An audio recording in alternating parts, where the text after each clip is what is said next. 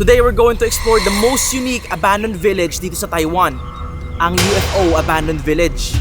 There's a new video this morning that some say may be proof we're not alone in the universe. A UFO in the form of a bright light is seen descending over the Dome of the Rock in Jerusalem. What Michelle did not expect to see was a cylinder-shaped object near LaGuardia Airport. Imagine finally being able to get onto a commercial flight, looking out your window and seeing this. This happened. What is that? There's a passenger on the plane, looks out the window, grabs the phone. This was filmed in June.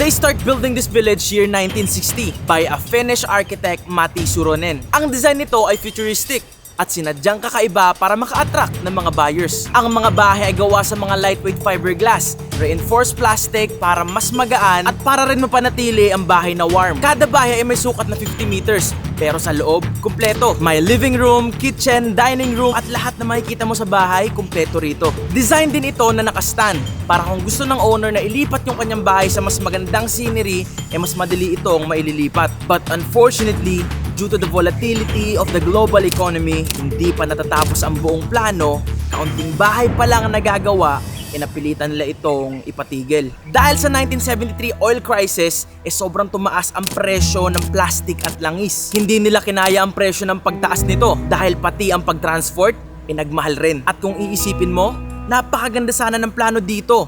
Napaka-futuristic ng design, ngunit dahil ekonomiya ang kalaban, wala silang magawa kundi itigil. At ang napakagandang plano ay naiwan na ditong sira-sira at ngayon na'y abandonado. Maaga kaming umalis dahil excited akong makita ang mga to. Imagine 1960 may ideas na sila about aliens, pero magpasa hanggang ngayon hindi malaman kung existing ba talaga. Kaya mas curious ako. Alright guys, so on the way, meron ditong abandoned na building. Mukha siyang castle pero hindi ko alam yung history. So ito na, malapit na kami. Pagligo namin dito, ito na yung abandoned UFO houses. This is it, bro. Yan, this is it. Wow. Halos lahat para ng bahay dito abandonado na. Yo, here we go. Okay. I don't know what happened pero papasukin natin yung ilan. Alright guys, so nandito na kami. I-explore na natin to. Grabe, sobrang kakaiba yung mga bahay dito. Ang galing.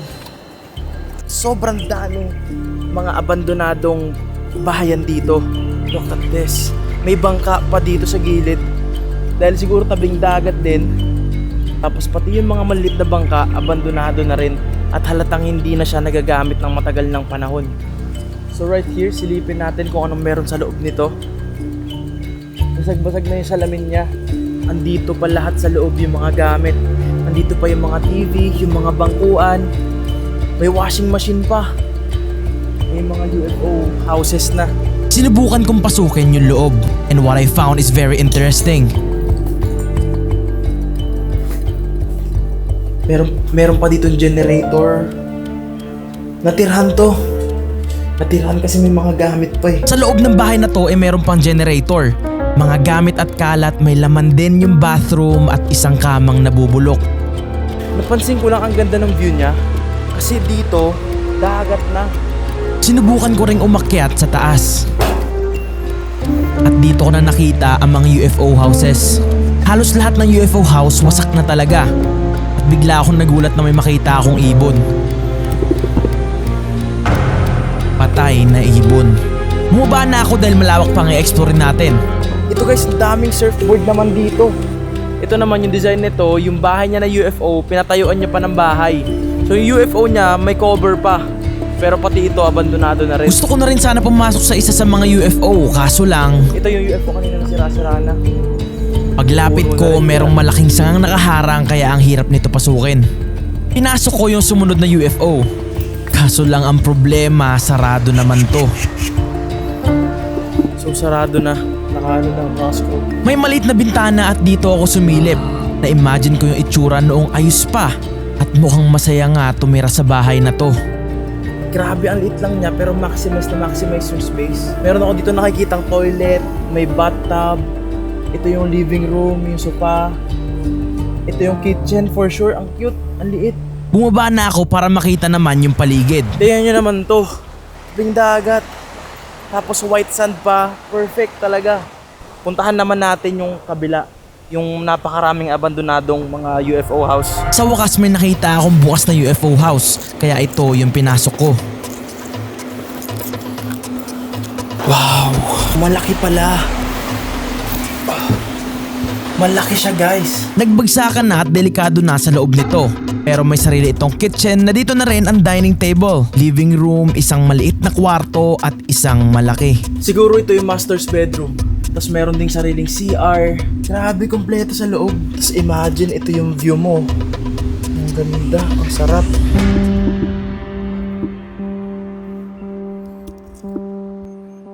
Ilang mga bahay ang talaga namang nakakapanghinayang kasi para bang iniwan na lang sila dito. Ito nga medyo nakakatakot kasi may LPG. Pero paano kung sumabog to? Meron pang abandonadong yate. So since malapit to sa beach, yung mga tao pupunta rito para maligo sa dagat. Yung iba nagde-date. Tapos napakaganda scenery lang dito. Pero halos lahat ng bahay ay abandonado. Bahay, bulok na. Puro lumot na, everything. Nakaka-amaze na nakakapanghinayang. Nakaka-amaze kasi lahat ng gamit intact pang nandito. Napapaisip ako, nasa na kaya yung mga owner nito. Kasi may mga gamit sa loob, it means may mga owner siya. Tingnan nyo yun, sobrang sira-sira na lahat. Abandonado na talaga lahat. Pero hindi ko alam kung ba't nila inaabandon na to. Ito tong bahay na to, guys, natabunan na. Ito naman bumagsak na. Sukat natin.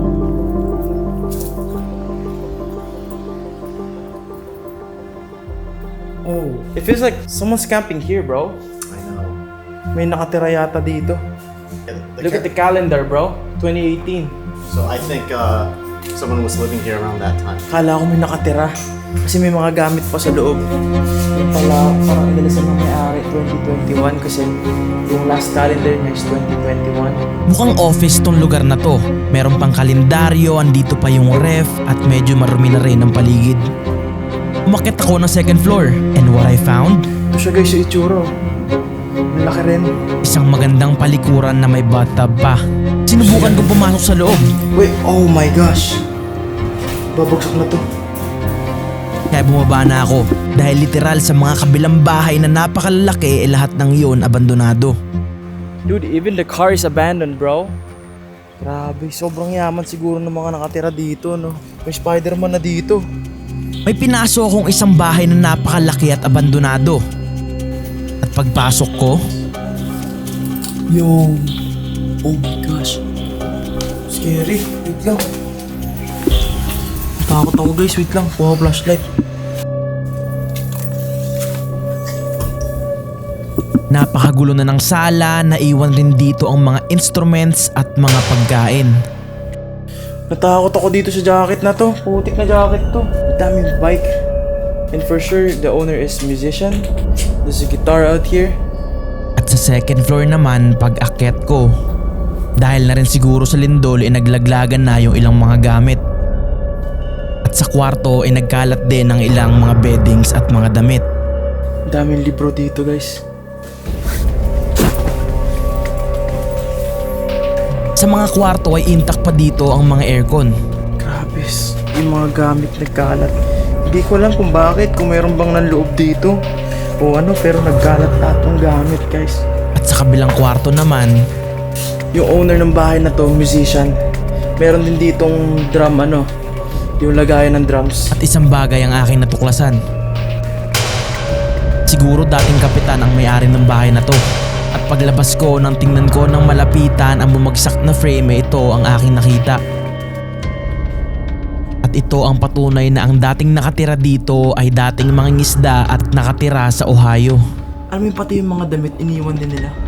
Hindi ko alam kung ano nangyari. I mean, bakit?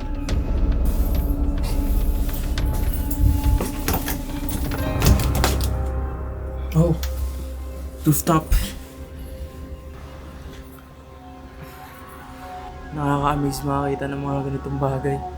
Kasi sa Pilipinas, ang hirap gawin ito eh. Doon kapag lumipat ka, buong bahay talaga lipat mo. Walang matitira doon. Pero dito, pag lumipat sila, start a new life. Bagong gamit, bago lahat, bagong damit.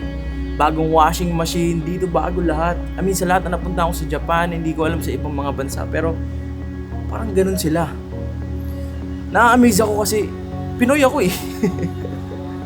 Kumbaga pag kami lumipat, ultimo basag na plato, dala-dala yun. Grabe, mas malalaki pa pala yung mga bahay dito sa taas. Ano yan? Look at this one. Wow. Yung mga bahay dito, mixture. Iba mukhang UFO. Yung iba mukhang bago na. Ito kinain na talaga to ng mga damo. Hirap ng pasukin, baka may ahas. The other UFO is already gone. Gustuhin man namin pasukin lahat pero ang hirap na kasi overgrown na talaga lahat. Pero syempre, sa kulit ko, pinasok pa rin namin.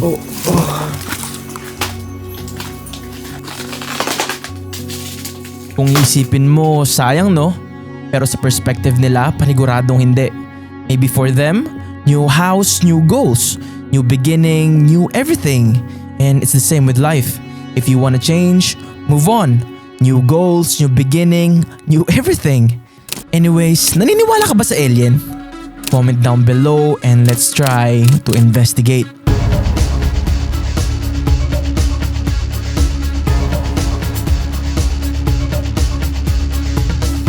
Always stay safe and always remember, be limitless. Area 51 has been cloaked in mystery for decades. The full scope of what's inside Area 51 hasn't been released to the public,